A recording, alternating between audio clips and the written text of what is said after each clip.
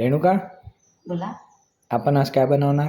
आज आपण जन्माष्टमी विशेष गोविंद लाडू. गोविंद लाडू. ओके. त्यासाठी लागणारे साहित्य 2 वाटी मी पोहे. लाडूसाठी लागणारे साहित्य 2 वाटी पोहे जो आपण रेग्युलर यूज करतो, अर्धी वाटी खोबरं सुका, 1 वाटी गूळ, 1 वाटी दाणे, पाव वाटी काजू, पाव वाटी बदाम, 1 चम्मच खसखस, 2 चम्मच तीळ पांढरे, 1 चम्मच वेलची पूड आणि 1 जायफळ आणि पाव तूप. चला आपण आता भाजून घेऊ. आता आपण याच्यात 1 चम्मच तूप टाकू.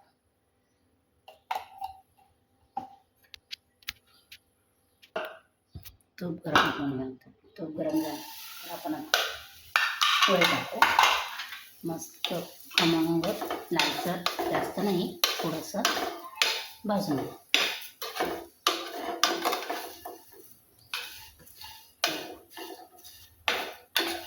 गॅस बारीकच करावा लागेल.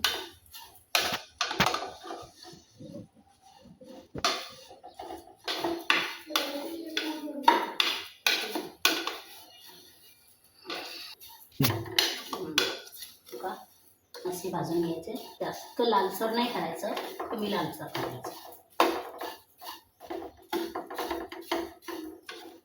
मस्त भाजलेलं आहे. खमंग वास सुटतो पोहेचा तुपात भाजलेला. मस्त झालाय भाजून. आता आपण याला ताटामध्ये काढू. काढून खातो का?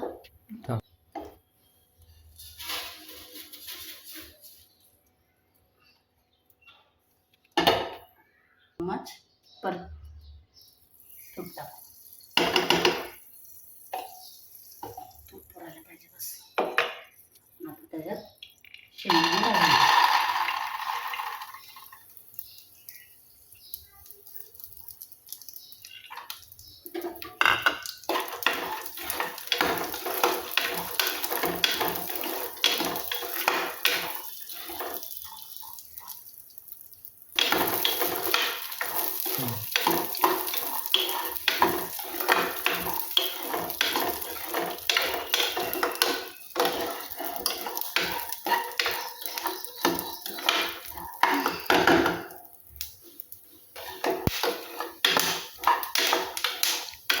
कसला छान सुगंध येत आहे.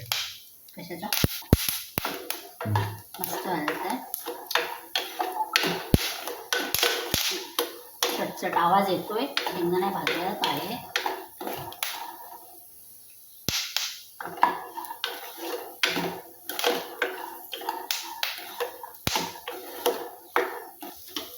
थोडंसं तूप टाकून काजू बदाम भाजून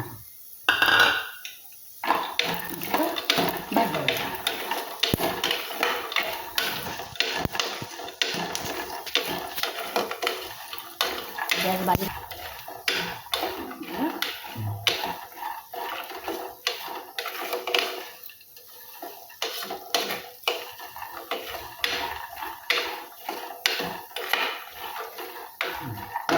त्याच्यात तेल टाक.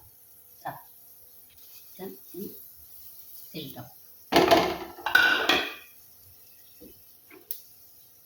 खोबरं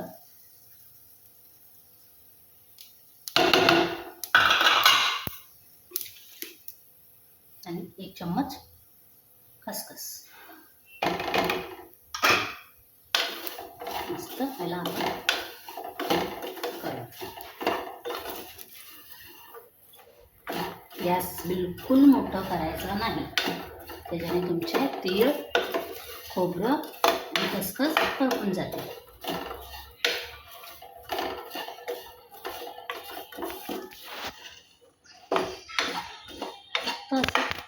करून द्यायचं. 2 ते 3 मिनटं झालेलं आहे भाजून. तर आता आपण गॅस बंद करू. कढई गरम आहे, तो व्यवस्थित भाज.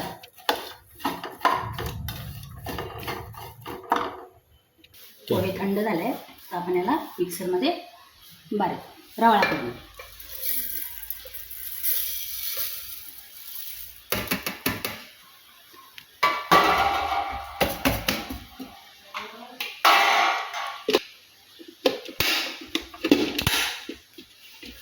त्याचं वरचं कुठं आहे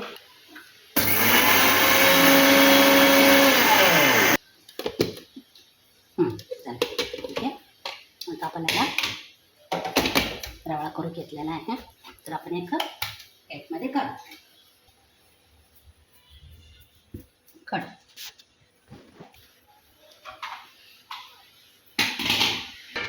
सुक्का मेवा तर आपण त्याला पाणी किंवा तो आता आपण बारीक करून घेऊ.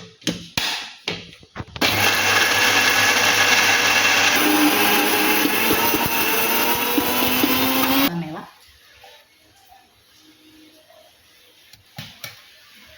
मस्त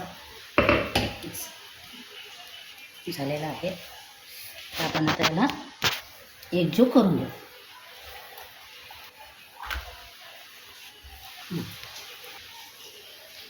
वेलची पूड 1 चम्मच,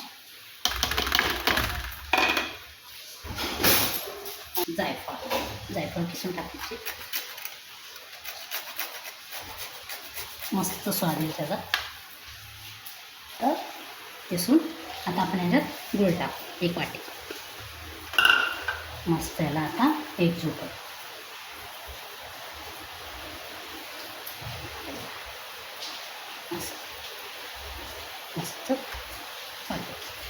मस्त असं एकजीव करून घ्यायचा.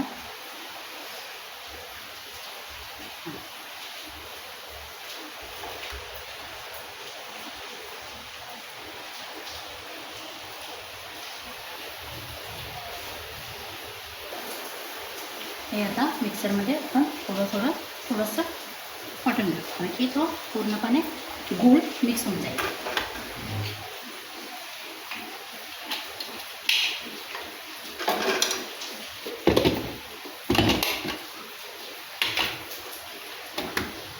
तरी मग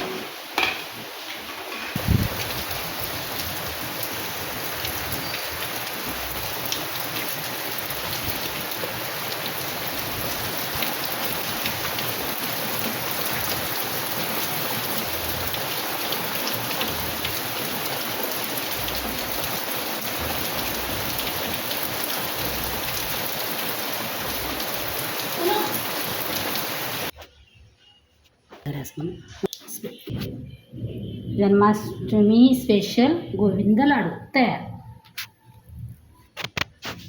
बरोबर आहे का नाही? तर जन्माष्टमीच म्हणतात.